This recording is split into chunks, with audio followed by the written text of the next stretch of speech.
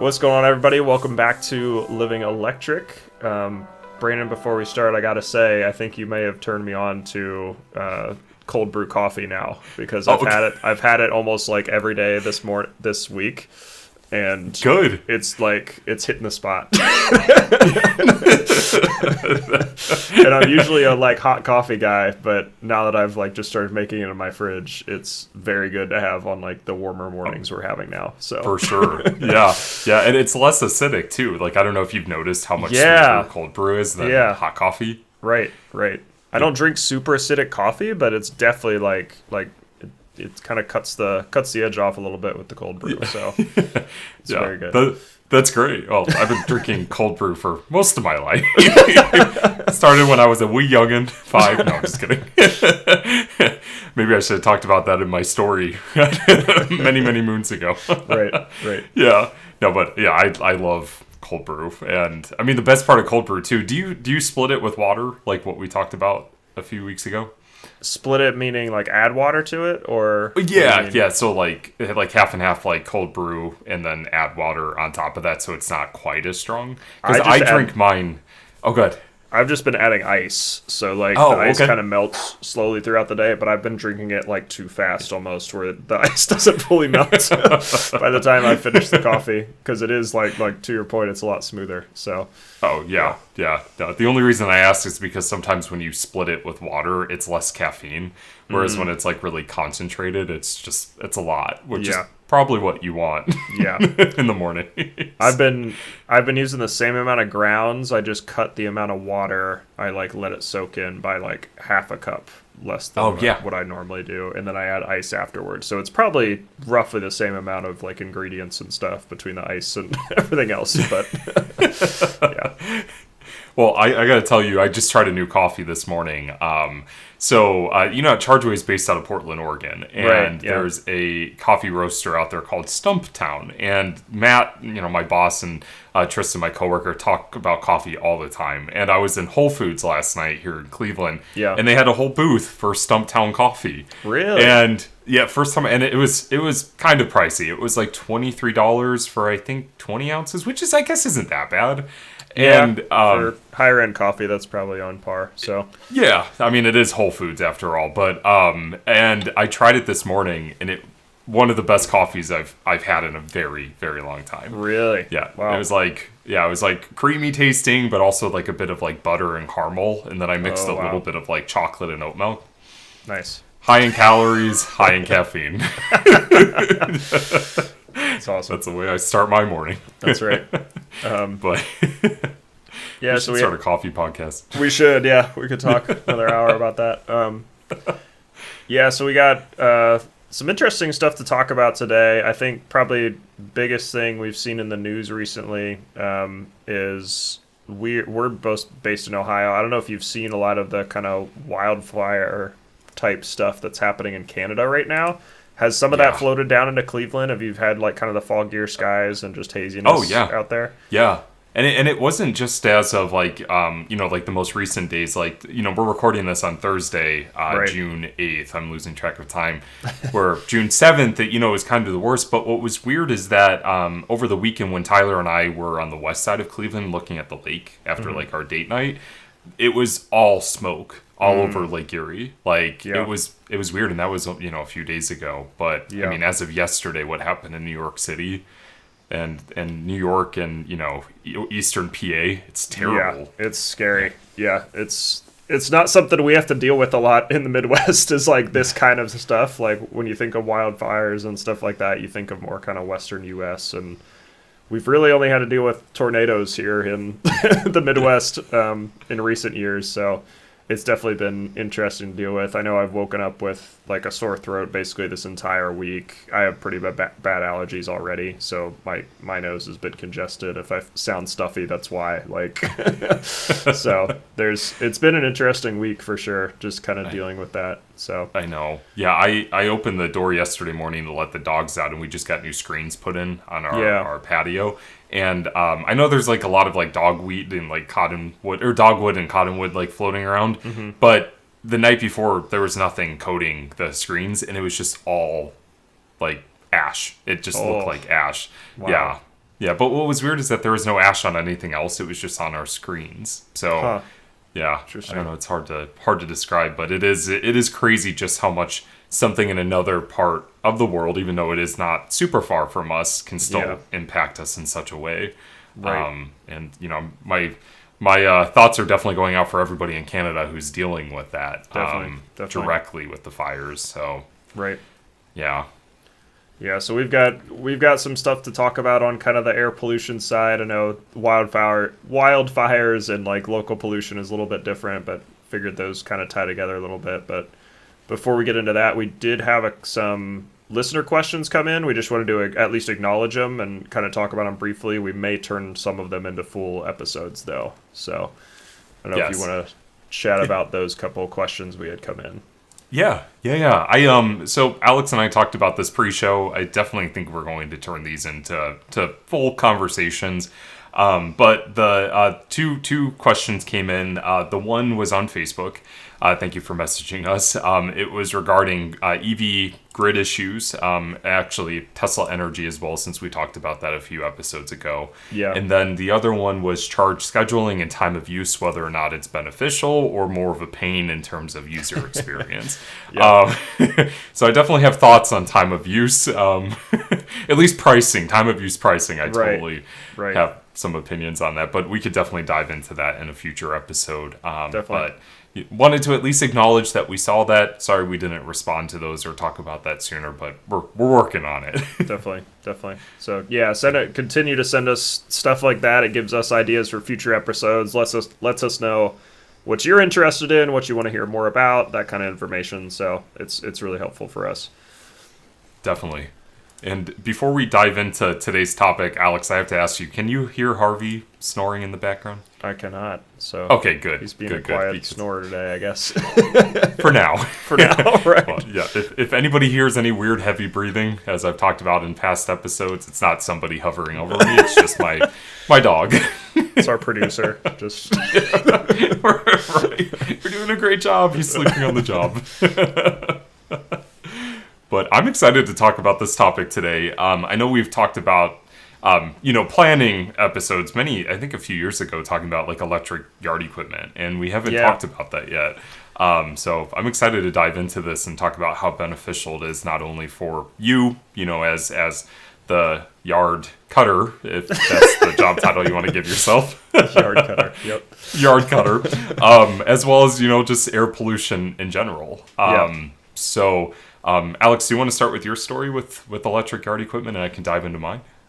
Yeah, for sure. I think before we even get into that, I think I didn't find out till recently just like how bad gas lawn equipment is. And I think you texted me earlier this morning of just like, there's almost no regulations around gas lawn equipment. Like if you think of a gas vehicle, there's so many regulations, requirements, all this stuff to make sure that anything coming out of the tailpipe of that vehicle is relatively clean. Like it's not obviously completely clean and completely safe like tailpipe emissions from a gas vehicle, but it's not as bad as it used to be 50 plus years ago before we had like catalytic converters and like this stuff that kind of scrubs the emissions before they get released into the air.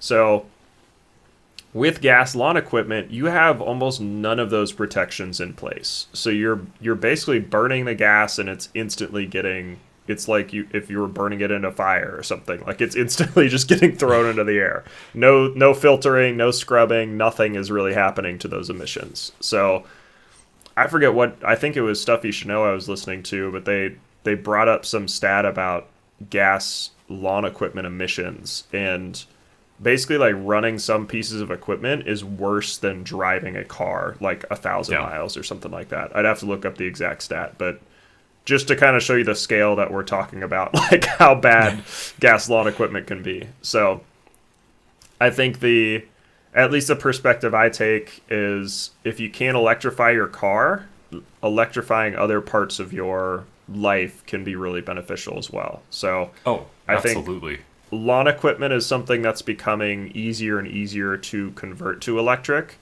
Granted, I think we'll get into some of the downsides of it, maybe some of the parts that are a little bit more annoying about electric lawn equipment. But in general, like, it's significantly better for the climate to have electric lawn equipment. So I just bought a house last October, and that was something that we wanted to get into and start buying instead of buying a gas lawnmower. We've got a relatively small yard too, which helps. I know some people with larger yards, I think converting to electric's a little bit more difficult. But for people living in more dense areas in the suburbs, like with smaller plots of land, if you don't have multiple acres, like, converting to electric is not a huge lifestyle change. So we ended up, I think we have about a third of an acre, and obviously our house takes up some of that. So, like, it's even less than that to cut. And we actually didn't cut it all of last year and didn't buy our mower until, what month was it? I think April. Yeah, April of this year. So we ended up just picking up a used Ryobi 20-inch lawnmower on Facebook Marketplace. It came with 2 batteries for like $250. So not terrible. You can obviously get a gas one a little bit cheaper, but now we're not going to the gas station to fill up a gas tank to to mow our lawn. Like, kind of same advantages of cars here, right? Like, you've got the electrified experience now with lawn equipment. So that's been great. I mean, the 2 batteries basically last our entire yard if we just do it once. If we have to go back and cut it more than once, then it runs out. It runs through the 2 batteries. So I think you mentioned you have 3. We're thinking about just picking up a third just to have. Yeah. So yeah.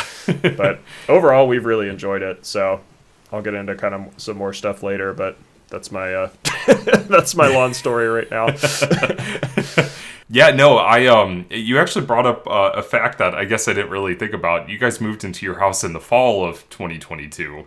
And then I guess, you went straight into the winter and then, the spring. And then, I guess you really didn't have to mow your yard until April. Because when you mentioned that, I was like, wow, that's a really long time. But then, like, yeah, it's winter. Most people don't mow in January in Ohio. Yeah.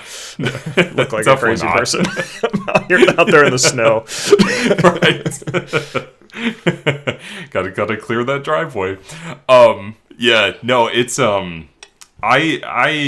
I'm trying to think of how I want to structure my story, because I do want to dive back into, like, the pollution aspect of yard equipment, both from air pollution as well as noise pollution too.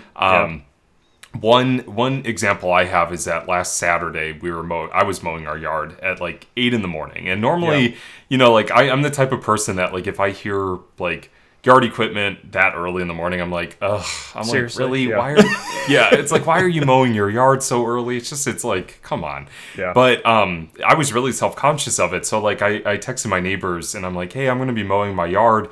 And, nobody responded until I was done. And both of my neighbors were like, we didn't even hear you.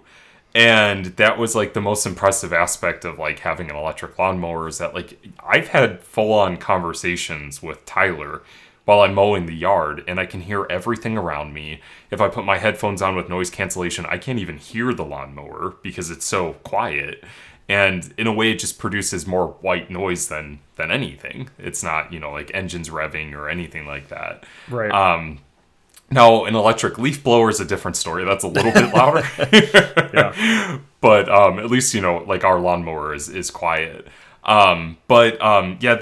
Just like some examples I've had with yard equipment, you have 3 options. You can either get a manual push mower that has no power at all, which is extremely manual, but probably the most eco-friendly of all the options here. Meaning, like, no fuel at all, right? Like, just no fuel. I forget what those are called. I guess it's just manual mower. I guess so. Yeah. But yeah, it's got, like, the reels in it, and it's, like, got the little that's my impression. It goes like this. Yes, that's my impression. And then obviously, you have your gas yard equipment, and then you have your electric yard equipment. Yeah. And even with electric, before you move on, there's kind of 2 options with electric as well, because there's plug-in electric that, like, goes into a wall socket, and there's battery powered. So there's there's even 2 options with that. Yes. Yeah, and the thing is that, we can talk about price differentiation, because that's something that has changed significantly since we bought our Ryobi electric mower, back in 2018. But I feel like we're going to be talking about Ryobi a lot in this episode. It's not sponsored. It's just the brand that we've really fallen into. But there's so many good electric, yard equipment brands out there. Right. The corded option is where you have a long extension cord and it kind of follows you around, which, if you don't want your batteries to die, that might be a good option, but I always worry you're going to run over the extension cord. Yeah. Which is definitely why we probably went with better for a smaller yard too. Like if you've just got like a little plot of grass you just need to mow, that's probably okay. But anything where you're like circling the house is probably you probably want a battery. So exactly. Yeah, and then that's exactly why we went with a wireless or a battery operated cordless battery operated lawnmower. Yeah, just because of that safety issue. But we bought our Ryobi back in 2018, and I can't remember exactly the width. I think it's a 20-inch lawnmower as well. It's 2022, but it's not one of the self-propelled mowers that you can get, or like the assisted lawnmowers. It's something you have to push manually on your own. And when we bought it, it came with a 5 amp hour battery pack, which is, a smaller battery. And last week we just talked about battery degradation in electric vehicles. But if you want to talk about battery degradation in an electric lawnmower, this battery has been used consistently for 5 years, and it can still do our entire backyard. Really? That's awesome. Yeah, which is great. When it was brand new, it could do both our front and back, but now it mainly gets through the backyard, and then we have to use a different battery pack for the front yard. Gotcha. But the grass is significantly longer in our backyard. So, and the thing is with these batteries, there's no management system. They're air-cooled. So downside of that is that in the summertime when it is hot, they tend to overheat, and they don't last quite as long. My dad actually just bought an electric lawnmower, and he's been putting them in the freezer whenever they get too hot. And it's actually been working for him. Really? I was going to say, I don't know if that's advised, but I guess if that works. I was just like, Dad, I don't know safety on that, but you experiment and you get back to me on that. Yeah, interesting. Yeah, but I'm like, it's a great way to try to cool them down, but I don't know exactly how that would help with the battery health. But so we ended up, the great thing with the Ryobi ecosystem is that most of the battery packs can be used for other yard equipment. So we bought a multifunctional weed whacker that you can pull it out, like the weed whacker attachment to put in like a leaf blower. And then there's I'm drawing a blank on this. A tiller, like a tiller attachment that you can put on this. And it can all use the same battery pack from the mower through the tiller. So like a bunch of different attachments. And it's been great for us. And I think the best thing is that like as you're walking behind it, there's no pollution. Like you can't smell anything. You can't smell gas or fumes or anything. Yeah. And that's like another downside with like gas mowers is that when you're using them, you're just breathing in pure exhaust. There's no filter, which is not only, particulate matter getting in your lungs from soil, pollen, whatever you're cutting, to, CO2 and like all the stuff that's just going directly into your body. Right. Let alone your neighbors' bodies. So, yeah. Yeah, it's not good. No, it's definitely not. Yeah, and that's a great point about the batteries too. It's almost like with an EV, if you're buying a second car, like you need to buy like a whole separate battery, if you will. Like even if you're not using both of those cars at the same time, or if you're using them separately, like you still have to take your car and battery with you. With the lawn tools, you only really have to buy a few batteries. Odds are you're not going to have 8 people like all using those batteries at once. You're going to be using one piece of equipment and then switch to another, and you can move the battery around. So I think that's a huge advantage, and something I've seen when I just asked on social media before I bought one is like, figure out what system you like best, because once you buy one piece of equipment, you're probably going to kind of stay in that ecosystem. So like all of your equipment is Ryobi. I've seen like the Ego Power, I think company is pretty big in electric lawn equipment. Trying to think of some others here. Like basically anybody that had power tools, so like Milwaukee, like a lot of those are now getting into electric lawn equipment now as well with batteries. So Yep. anybody that was making like electric drills is now moving into electric lawn equipment, which is cool. So Yes, definitely. Yeah, and Greenworks is another good option. Greenworks, yep. Yep. Yep. Yeah, there's plenty of good options out there. And that actually dives into, the next point with yard equipment is the price, the entry level, cost. Because with electric vehicles, that is one con, is that you tend to pay more upfront in order to save financially, maintenance. And well, that's another aspect of yard equipment. It's very similar to EVs, very low maintenance. You don't have spark plugs, you don't have filters, you don't have to prime the gas. You just hit a button and it essentially starts up.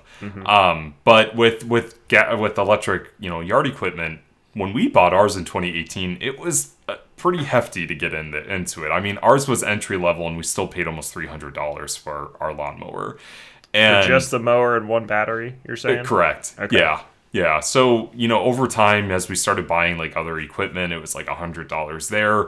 We just bought the biggest battery pack that Ryobi offers, which is 6 amp hours. Okay. And that was like $220, but it lasts us for our entire yard. So like it was worth the upgrade. Yeah. Because that other 5 amp hour one is dying on us. But as we're starting to see more manufacturers getting into electric yard equipment, that price point is coming down significantly to where it's actually starting to match and even best gas yard equipment. They're starting to become more affordable. As you mentioned, you bought your second hand, so if you are looking for a lawnmower, look for Facebook or Craigslist or like one of those online websites, because you could save a lot of money buying one second hand from somebody. Definitely. So it's just like EVs, the price point is coming down. It will get there eventually, but it's definitely coming down. Right. Yeah, there's certainly a lot of parallels, and I think to your point, you bought yours in 2018. We're 5 years later now, so there's a lot of electric lawn equipment out there on the used market, if you will. So, like I bought mine. It sounds like very similar to yours. I got 2 batteries and the mower for $250, and if you bought yours new for $300, like I'm getting that extra battery and all the same equipment for less, which is great. So there's definitely a lot of options there if you're looking at transitioning.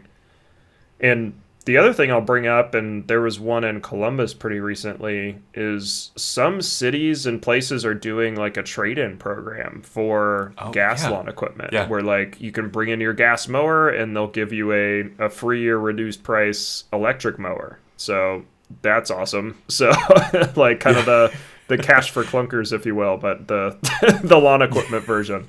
Definitely. So I would definitely look into that if you're looking at switching from gas to electric, because there are some programs out there that are helping with that right now. Yeah, I know Cleveland Heights did that, and they, I think they only had like 50 electric lawnmowers available, and it was done within 10 minutes. Yeah. Like that many people registered for it. Yep. And it is always so nice, and now this is probably just a personal thing, but it's always so nice when you're on a walk and someone's cutting their grass with like an electric mower, and it's just like, that's a nice smell. Yeah. Fresh grass. It's just the cut grass smell. It's not the fume smell. Nope. Exactly.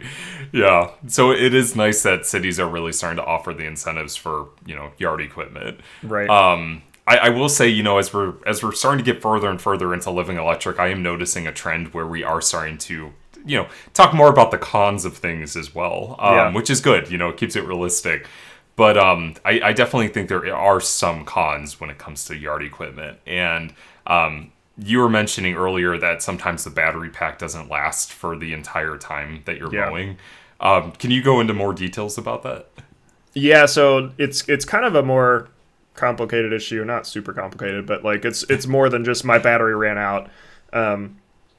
With mine, and the other issue I've noticed is I only have one charger, so I can only charge one battery at once. So what I'll typically do is charge both of them up, and then I'll start using one, and then if I get through that, I'll grab the other one, and then I'll put the one I just used back on the charger to start charging again if I need to swap it out again. Like I ran into the issue the other day. I was cutting our lawn. It had gotten pretty long. I'll talk about that in a few minutes here, why it was so long. But the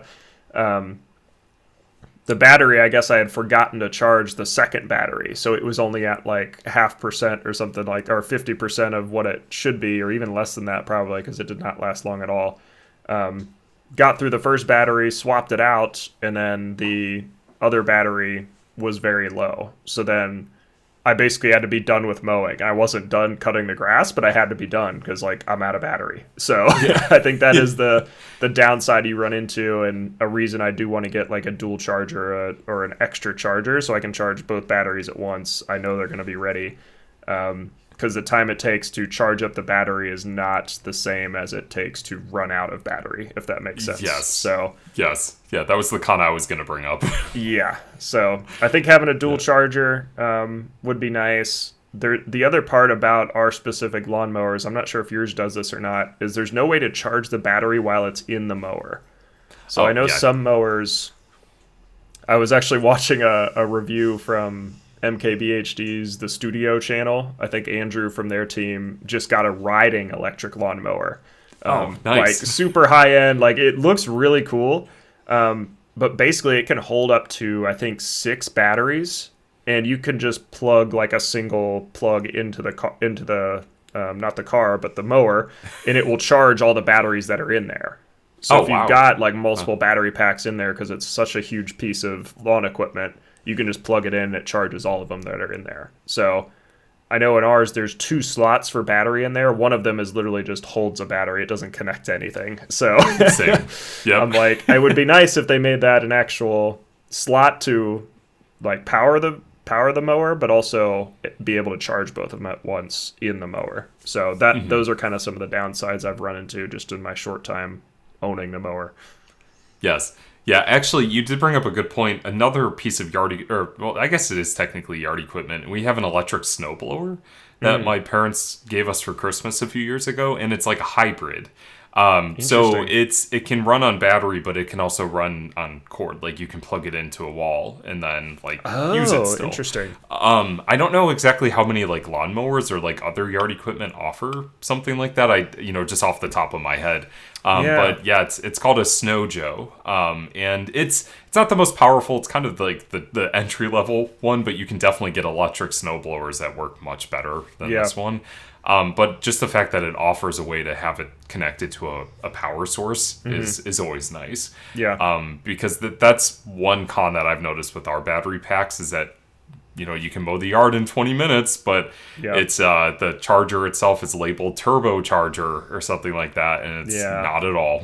No. It takes like 2 to 3 hours, maybe even more, depending on how big the battery is. Like our biggest battery, that 6 amp hour one, can easily take 5 to 6 hours to charge back up. Yeah. And good for overnight, not good if you need to mow your grass. Right. Yeah. So I've learned that like as soon as I'm done using a battery, throw it on the charger and then like wait till it's charged up. So make sure I swap the batteries out and like set them aside to make sure that they're ready for the next lawn mow. But yeah, it is something you kind of have to think about in the back of your head. You can't be like, oh yeah, I've got a gas can that's like ready to fill up my mower because like I've got a tiny little tank. So it's just like another kind of thing. There's pros and cons to it. I mean, obviously you don't have to go to the gas station to fill up on gas, but then you also maybe are waiting on batteries to charge. So there's give and take for sure. Definitely. And one thing I do want to recommend, you don't have to put them in the freezer like my dad does. I am curious to know how that works for him. I'll have to circle back with him.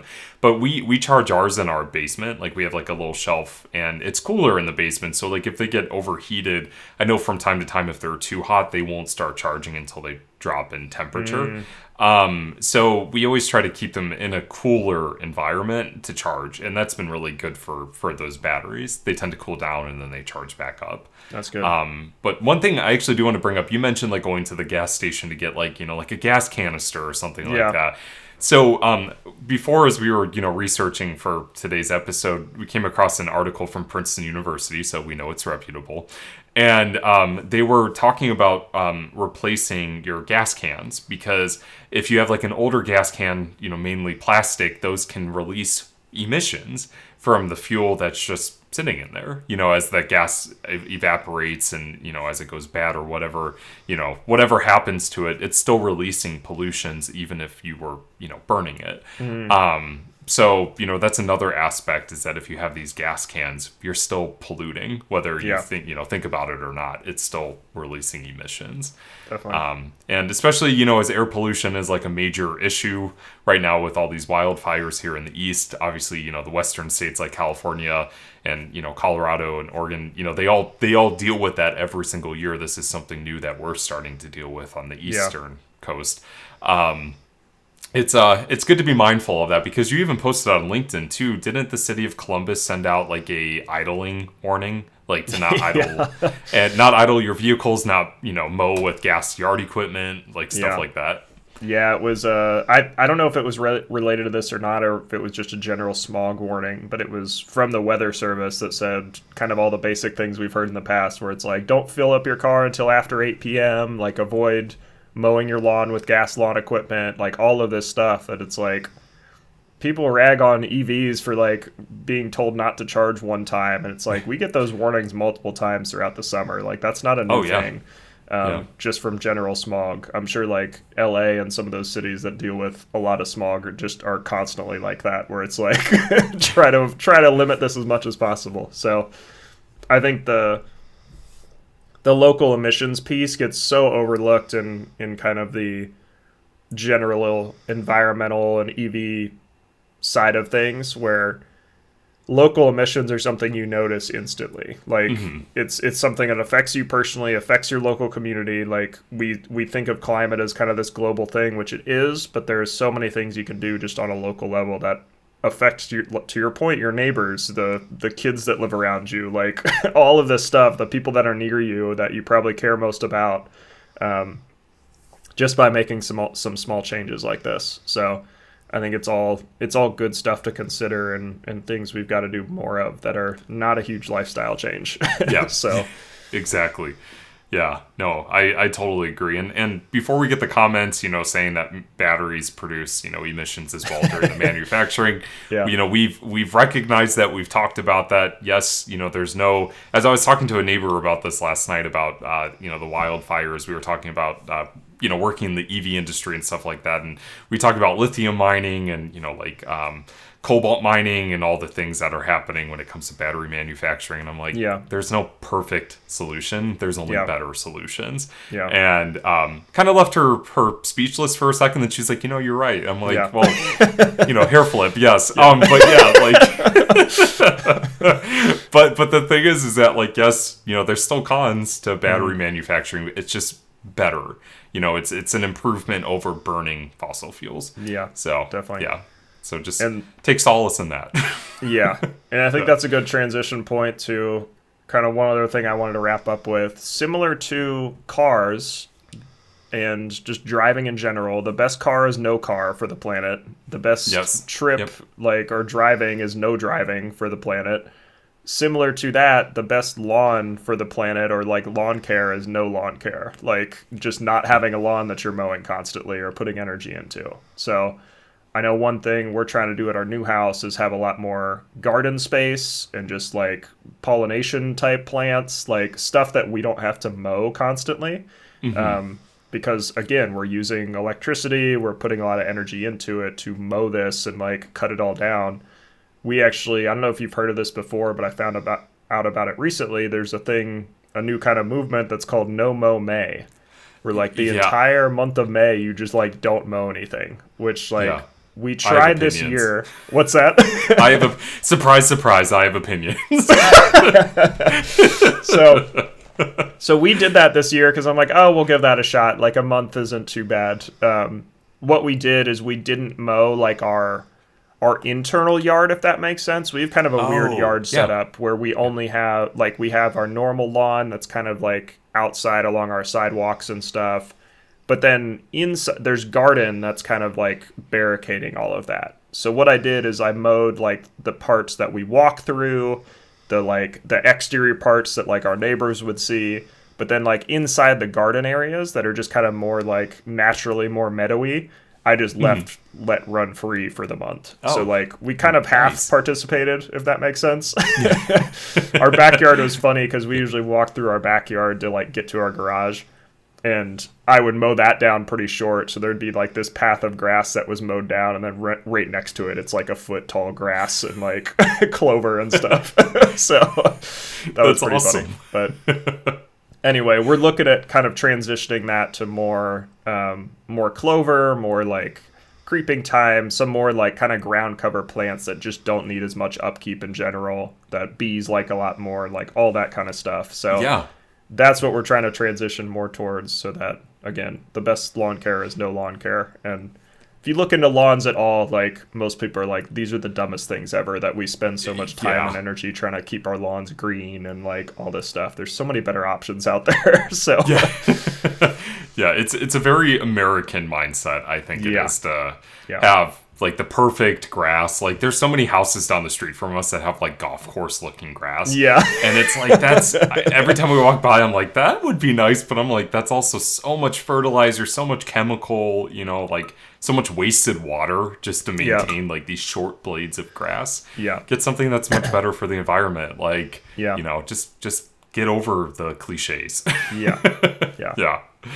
Yeah. And I think there's something kind of beautiful about the like more wild looking kind of grass or lawns too. Like, we've seen a lot of people, I'm sure you did see, just looking at houses in Columbus, a lot of people have converted their front yards into like more gardens, like things that aren't just flat like mowed grass, because you're like, what is the point of that? Like, what value is that adding? It's not like everybody has a grass patch. Like, you can convert that into something that's more landscaped or has plants in there. You can like grow produce there. Like, there's a lot more options with it.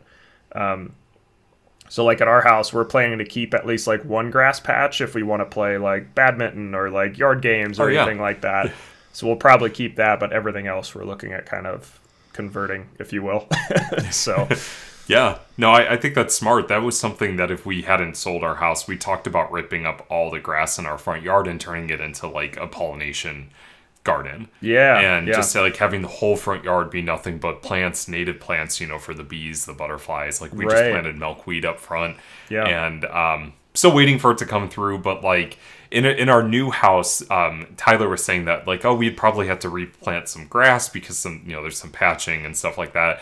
And I joked with him, I'm like, that's a very, very American way of thinking. I was just like, let's We've not fix the that. grass. Yeah. It's exactly right. Yeah, you don't have to fix every issue, but like, especially when it comes to grass, like I saw it as an opportunity to plant, raised garden beds, or like even just tear that out and put in like, clover and some other plants that would be lower maintenance, more less water intrusive. And, things that would just be beneficial. And there's so much sun in that front yard that we could do like a vegetable garden or like, something that could benefit us, so we don't always have to go buy produce at a store. We could just grow our own, food. So, which I think is probably what we're going to look into. But we'll see. I mean, there's so much potential instead of just having grass. Like, I just think a lot of people kind of get sucked into that. Yeah. Well, and we noticed too, like we have a pretty decent amount of clover in our yard already. And clover is extremely drought tolerant. Like, usually clover will stay green a lot longer than grass will. So like a lot of our neighbors have like, it's been very dry here in Ohio where it like we haven't had a major rain, I think, in like 2.5, 3 weeks. Same. And our lawn is still relatively green, and we have not watered it. So, like, that's another advantage of that. If you do care about the optics and stuff, I think considering at least mixing in some clover or other plants like that help a ton. So, and you can still mow it like normal. Like, it's still we still treat it like a normal lawn. So, again, a lot of options out there. So, definitely. Yeah, I just have a few opinions about Nomo May. I'm curious on that.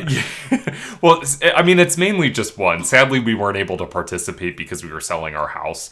So every time I mowed the grass in May, I was like, sorry, planet Earth, but gotta sell our house. My only biggest concern is that we have a lot of deer in our area, and they always walk through our front yard. And with climate change and things warming up, the winters haven't been cold enough to kill off a lot of the tick population. So with longer grass, there tends to be higher populations of tick and ticks. And as the deer come through, they drop deer ticks, which tend to they carry Lyme disease, and that really concerns me with both Tyler and I as well as the dogs. So we decided not to participate this year. Well, besides selling our house, just because we were trying to be mindful of the tick population. Yeah. So, it's if you don't have a lot of, animal traffic through your backyard, you're probably better off than if you do. But yeah, that's only my concern, is that I was always really worried about that. And here in Cleveland Heights, point. I mean, the mayor was on CNN pushing Nomo May, and a lot of the neighbor. I gotta tell you, I'm not the only person in our neighborhood that had the opinion about it. So yeah, we were all very concerned about ticks. Interesting. Yeah, that's a good point. Yeah, we don't have dogs either, so that's kind of a nice part, is we don't have to worry about like keeping a lawn, if you will. Like we don't have to have somewhere where they can run around. So that is an advantage to no dogs, I guess. But yeah, almost everybody we know has dogs, so. Yes, yeah, Living Electric is a pro-dog podcast. Definitely. Yeah. But, well, I just want to wrap this up and just say that, if anybody who's listening has yard equipment that's not Ryobi, the Ryobi ecosystem, let us know how it's working for you guys, because I've heard great things about the Ego ecosystem. Yeah. I know Costco just started carrying that. You can get it for a pretty good price point through Costco. So, and it's cool, like whenever you go into Home Depot, you don't even see gas yard equipment anymore. It's just, from what I've seen in local shops, it's just all electric.